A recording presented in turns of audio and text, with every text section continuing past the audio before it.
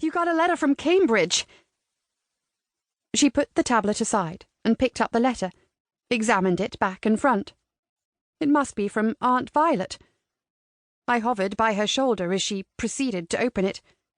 "Go on, sit," she said. "I promise to tell you what it says." I grabbed a cup of coffee while she extracted several folded pages from the envelope. Then I sat on the next stool and watched her read, lips pursed slightly, and a frown of concentration creasing her forehead. Mum was a poet, quite a well-regarded one with several published books, but she hadn't written a word since Dad died, and it had been almost 6 months. She'd always joked that Dad, who had been a professor of literature at Thorndike College, was her muse. Maybe it hadn't been a joke. I was worried about my mother. She'd lost weight she couldn't afford, and she was fragile, easily upset and prone to illness. This was a woman who never ever got sick, even when I brought nasty antibiotic-hardened germs home from school. I sipped my coffee, a familiar gnawing feeling rolling around in my gut.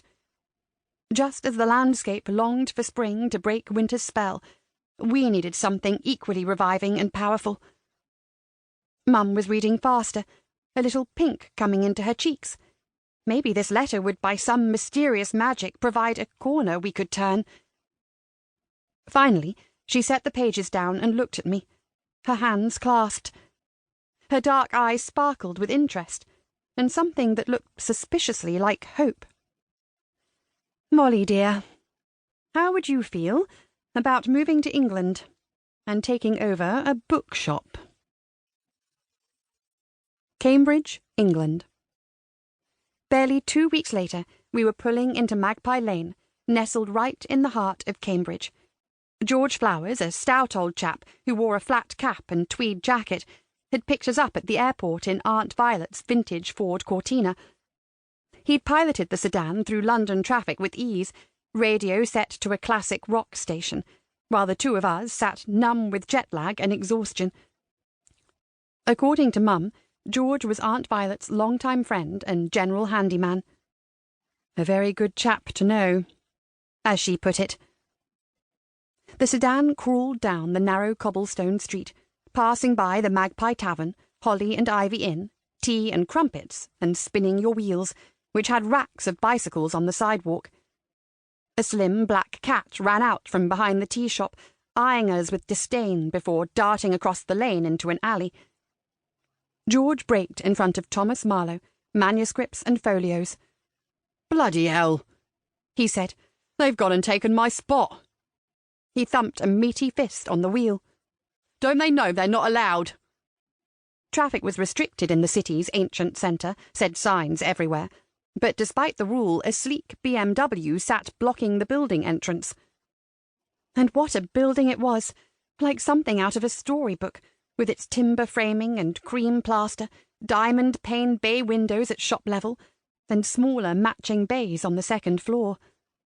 Held up with brackets, a third level overhung the others slightly.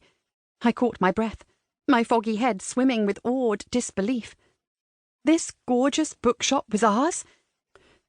Established in 1605, a metal plaque near the door read. More than 4 centuries ago. My dazed reverie dissolved with a pop, when the Cortina reversed suddenly and then lurched forward, jerking to a stop again.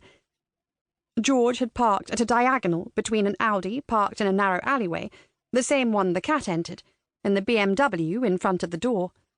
"There," he said with satisfaction. "At least we can get your bags unloaded." Neither of the other cars would be able to move, but George didn't seem to care. He swung his large body out of the driver's seat and went around to the back to open the trunk. Mum, who was sitting in front, turned to look at me. "How are you doing back there?" Gobsmacked is the word, I believe." Ever since the plane landed at Heathrow, Briticisms had come readily to my mind. Maybe it was all those Enid Blyton books I'd devoured, seeking clues to my mother's origins.